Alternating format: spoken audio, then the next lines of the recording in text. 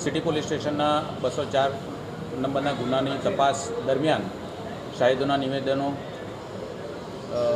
Technical intelligence, human intelligence વગેરે તમામ બાબતોને ધ્યાનમાં લેતા વડોદરા શહેર પોલીસને બાતમી મળેલ કે 3 આરોપી રાજસ્થાન ખાતે છે, જેથી વડોદરા શહેર પોલીસ દ્વારા તાત્કાલિક અત્રેથી એક ટીમ રવાના કરવામાં આવેલ અને જે આરોપીઓ રાજસ્થાન ખાતે હતા તેમને રાજસ્થાન પોલીસની મદદથી ઝડપી લેવામાં આવેલ છે અને તેમને અત્રે લાવીને હાલ એમની તપાસ ચાલુ છે.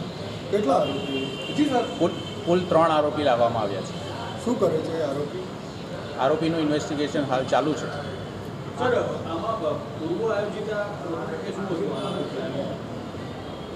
કાવતરાના એમાં જે સામેલ હતા એના 3 આરોપીઓની બાતમી મળતા તેઓને ઝડપી લેવામાં આવેલ છે અને હાલ તેમની પૂછતાછ ચાલુ છે. આ 3નો શું રોલ હતો?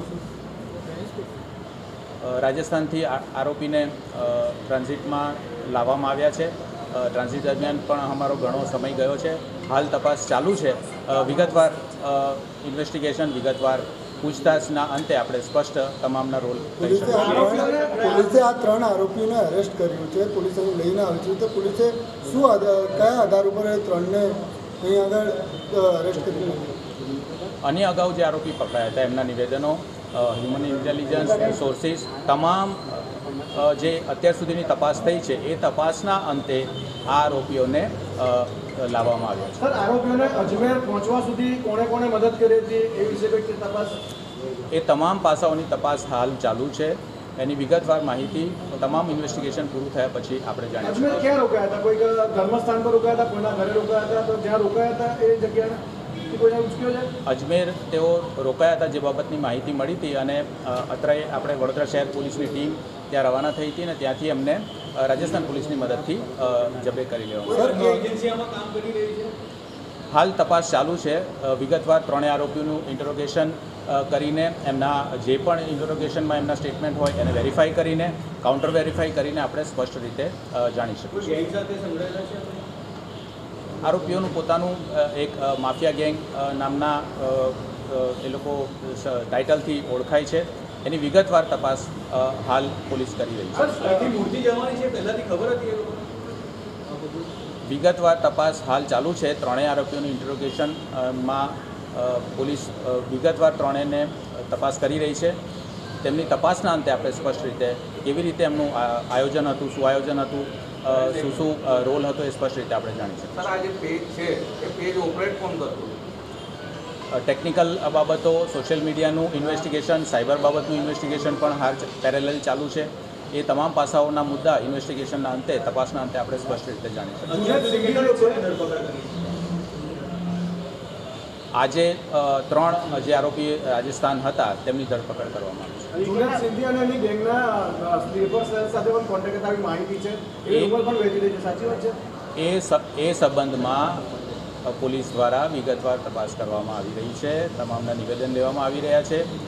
હ્યુમન ઇન્ટેલિજન્સ દ્વારા તપાસ કરવામાં આવી રહી છે. જે કોઈ પણ એની ડિટેલ વાતો હશે એ આપણે તપાસના અંતે જાણી શકીએ. આ લોકો અજમેરની કઈ જગ્યા ઉપર રોકાયા હતા? જ્યારે પોલીસ ત્યાં પહોંચી તો કઈ જગ્યાથી આ લોકોને અરેસ્ટ કરવામાં આવ્યા?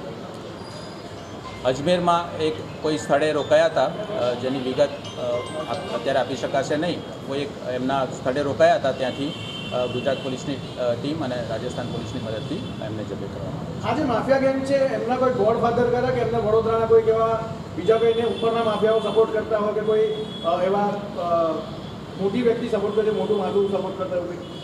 હાલ તેઓનું ઇન્વેસ્ટિગેશન ચાલુ છે.